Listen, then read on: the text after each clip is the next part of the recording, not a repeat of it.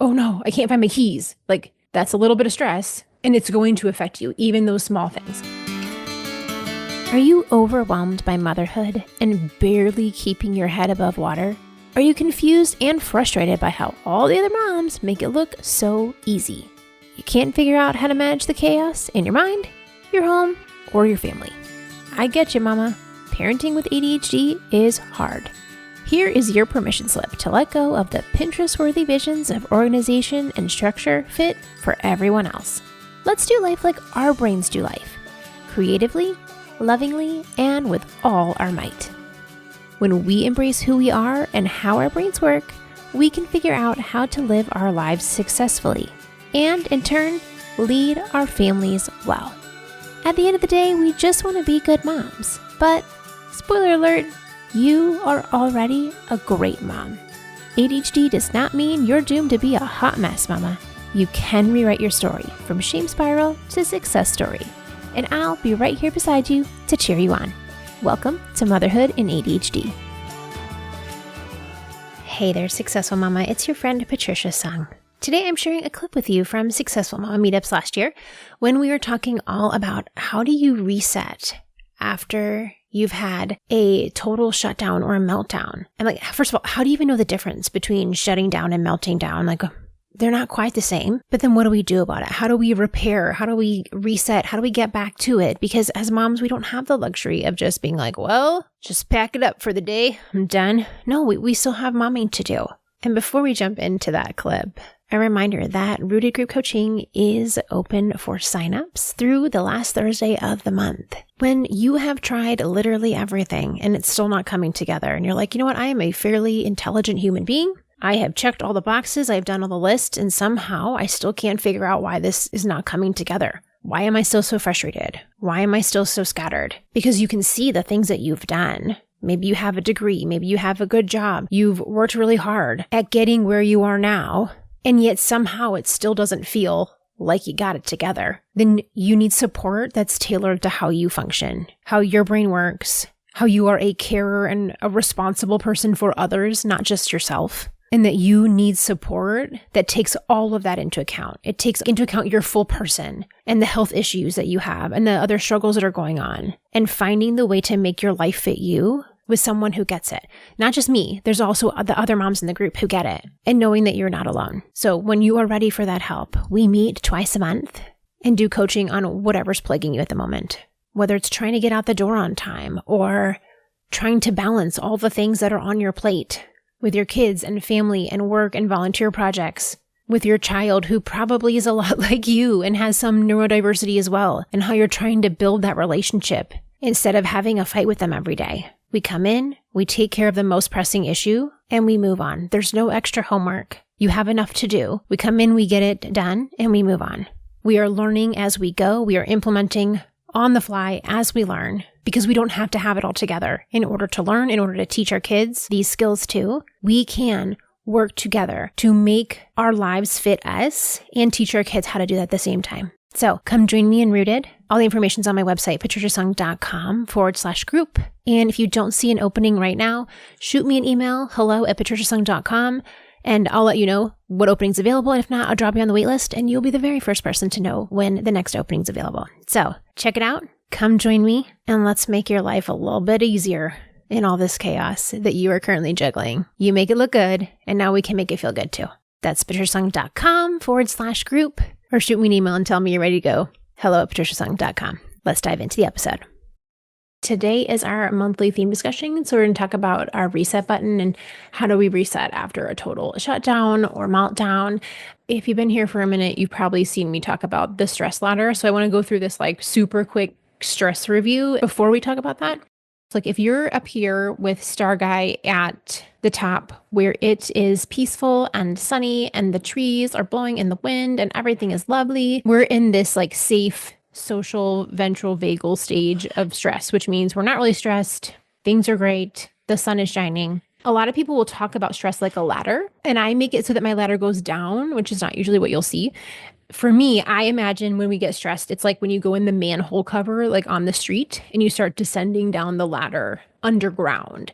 So as we get more stressed, so we move from like a 0 or a 1 up here, and we're moving down the rungs to like a 5. When we're in this space here, we are underground. So even if your feet are like on this rung here, you still are hindered by the fact that you are stressed. Even if you're just slightly stressed, if your feet are slightly underground, it's affecting your system.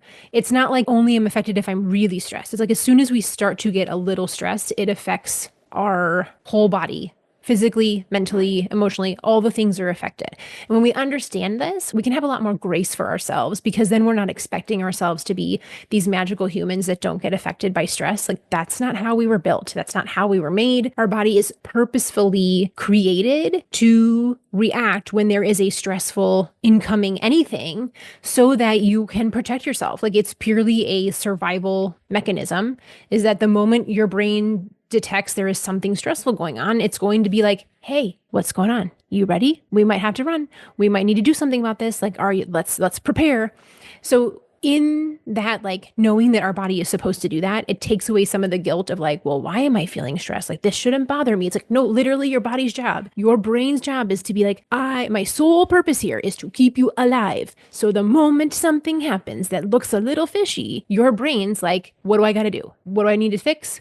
What do I need to, like, how am I going to move? So like when we're coming down this ladder, we are affected no matter what, even if it's like the tiniest thing. It could be the like, oh no, I can't find my keys. Like, that's a little bit of stress, and it's going to affect you, even those small things. So as my little picture here, as you're moving down this ladder and your head is still in the sunshine, but your feet are below ground when you're like 2, 3, 4, like you can still function here, but you are in that fight or flight stage. You're in a sympathetic nervous system state. So your body's ready to go in case something happens. As my therapist always says, nothing good happens after a 5. So when I move past a 5, so like from 1 to 10, we're like halfway to very, very stressed. At that point, your feet are underwater. So you're picturing the sewer system. You've now descended past the street level. Your head is below ground, and now your feet are getting wet. And as you move all the way down the ladder, when you hit 10, that means that now, like, you are full on stressed. Your head is below water. And like, that's when all the terrible stuff happens. That's when the meltdown happens. That's when the shutdown happens. So even if we're at like an 8, if you can imagine, like, you're trying to function with like your body's underwater from like waist down, it's like, how much can you do when you're trying to move around underground, half underwater? Like, it's really hard. Maybe even the water's like up at your chest. And when we think about like level 9, if you picture like my head is just above the water line, I am barely keeping my mouth above water in order to breathe. Like, now we start to picture like, oh, if I'm that stressed, like, how much can you really get done when your head is barely above water? Like, you're just trying to survive at that point. So when we hit that bottom of the ladder and we're in that like underwater stage, or even, and not all of you, like if part of you's underwater, then we hit into this like dorsal vagal stress response. And that's our freeze or fawn, where we're like, freezing is like when you're just like, I don't know what to do. Like, you see the mess in your house and you just see mess and you're like, I don't even know where to start. This is too overwhelming. I don't even know what to do next. That's when we're in that freeze state of like, oh my goodness, what am I going to do now? I don't even know. And you're like, I can't even finish a whole sentence. Like, that level of stress makes sense if you're like, hey, when I feel like that, it's as if my head is barely above water and I'm just trying to survive. The same thing when we see like that fawn response is, I am out of capacity. And then your partner asks like, oh, what's for dinner? And you're like, whatever you want, wherever you want to go, whatever you want to eat, I don't care. That fawn response of like, whatever you want, I'm just going to hide here in my little hole. Hope nobody notices me, little Bambi hiding in the forest. Like, just, you figure it out. I'm just going to pretend like I'm not here. Like, that is, again, a very stressed state. And people tend to lean towards like one of these than the other, but not always. We're going to be exhibiting lots of different kinds of stress depending on where we are and who we're with. But as you can kind of like picture yourself in these different places, it gives us a lot more grace and forgiveness for ourselves to be like, well, obviously I did not want to choose dinner. If my head is barely above water, who cares if we're eating chicken or pasta? Nobody. Like, that doesn't matter at that point. What do you do when you're really struggling to calm down? When you're dysregulated and your brain is offline? When Medusa Mom is about to rear her ugly head and you don't want to yell at your kids again, but you also desperately need some time and space to yourself. Well, you're in luck, Mama, because I've got a free video resource waiting for you. I'm sharing my top 10 tips for what to do when you're losing your cool and you need a reset. Each of these things you can do in under a minute with no fancy prep, so that you can calm down enough to make a different choice than exploding like a volcano on everybody in the vicinity. Now, since it's a video, you can watch what I do for easier practice, and of course, there's audio plus captions to read it. I also have a little cheat sheet underneath of all the ideas, so you can grab that list, stick it in your phone somewhere, so that on the time where you're like totally freaking out, you can go to that list and quickly pick the idea that's going to help you calm down in that moment. Head over to patriciasung.com/calm, that's CALM, and download your free video on how you can keep your cool when you're overwhelmed. That's patriciasung.com/calm, because you can learn how to take care of yourself so that you can take care of your family. The stinky part about this is that as you are moving down the ladder, for you to get back up here to the sunny state, you have to climb up the entire ladder to get there. So it's not like we can be down at the bottom of the ladder and then like 5 seconds later, oh, everything's great, I'm up here. No, you have to make your way back through to get to the top. And these are all in your slides too, which are linked in the chat if you want to read it, because obviously like this is like tiny stuff. And I'm not going to read this to you. I'm not going to go much more in depth here, but I want you to know that like this is how your body is built. So when you're in this bottom section of social engagement, everything's green, everything's fabulous. As you're in this space, your body is doing all the digestive stuff and like your heart rate is normal and all the things that it's doing in that normal state. And as we get into this yellow zone of being like in fight or flight, all of a sudden your body starts shifting. And that's where we're feeling, if you're feeling more fight, it's the rage, the anger, the irritation, the frustration. If you're feeling more flight, it's the panic, the fear, the anxiety, the worry. That's what's going on. But on the right here, you can see here's all the stuff that is happening in your body when you start to get stressed out. As soon as we start to get even a little stressed, our blood pressure increases, our pupil size changes, things decrease, like your body's no longer doing the digestion. It has diverted the resources to elsewhere. Your immune response goes down, which I could go on a whole soapbox about people with ADHD and being chronically stressed and having like any kind of autoimmune thing, but I will save that not for today. And then when you get up into this full on the dorsal vagal level of stress, it shows you like, here's the like freeze section and what's going on with your body there is knowing like, this is how your body was built. It was meant to divert the resources elsewhere so that you can survive. However, as we get up here to get back down, we have to pass back through this yellow section to get back to green. And that is where a lot of us, we got super stressed and now we're like just as irritated or just as frustrated after it happens. And we have to go through that. Even if it's a short time, we still have to make our way back through the deactivation to get back to the red place. It's not like we just snap our fingers and everything's all better. But being able to get out of this red stage into the green is like what we want to talk about today, because when you're in this place here of the red, you can't do more things. You can't be grounded and settled and compassionate when you're in the red zone. It's not possible. That's not how your body was built. So having that knowledge allows us to like forgive ourselves and know this is how we're meant to be. But how can we get down here in an easier way or in a smoother way? Because we have to pass back through this yellow area to get back down here.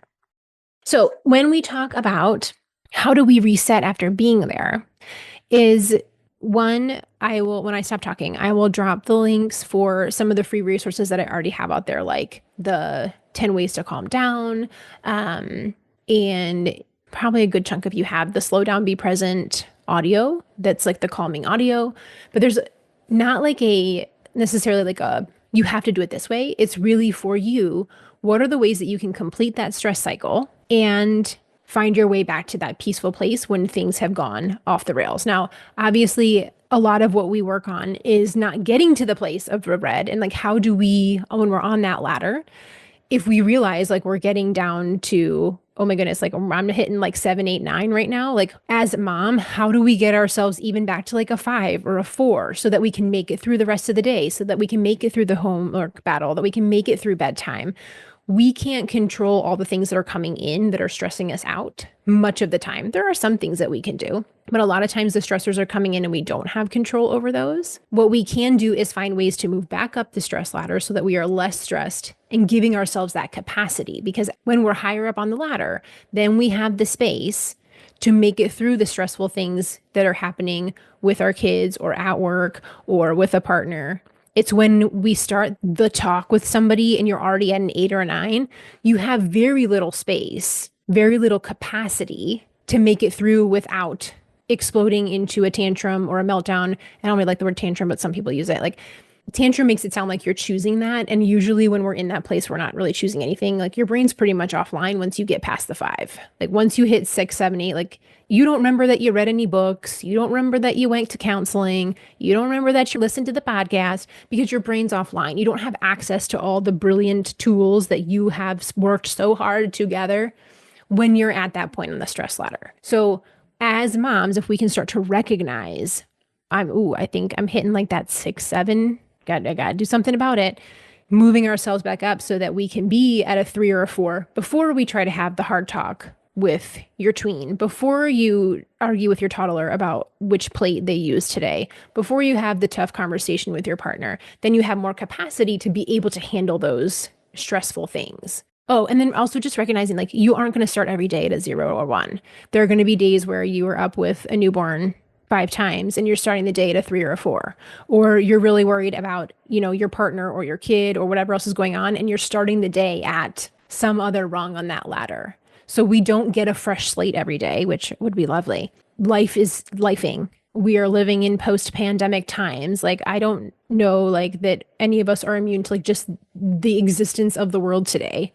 All of those things, like, we turn on social media and all of a sudden you see the 47 things that are wrong with the earth that will bring us down the ladder too, just in being around that. So when we think about, okay, I'm moving up and down this ladder all day long, what are the things that I can do? It's like, particularly we're talking about, like, when I've already hit 10 and I have lost my ever loving mind on somebody, or I turtled up and totally shut everyone down and was like, don't talk to me for the rest of the day.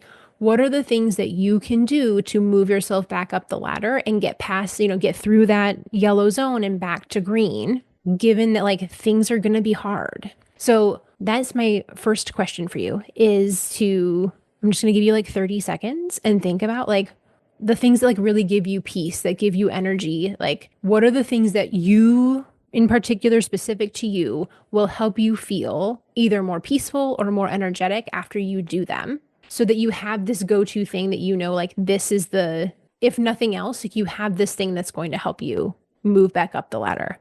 And, like, for some people, it will be, something that they do artistically. Maybe it's movement. Like, for you, if you want to journal, if you want to just write it down, if you want to just know it in your head, that's fine. But what is something that you can do that can help you get back to a place where you feel that more grounded, calm, the things that help you feel in this green area? What are the things in your life that help you feel that way? For more resources, classes, and community, head over to my website, motherhoodinadhd.com.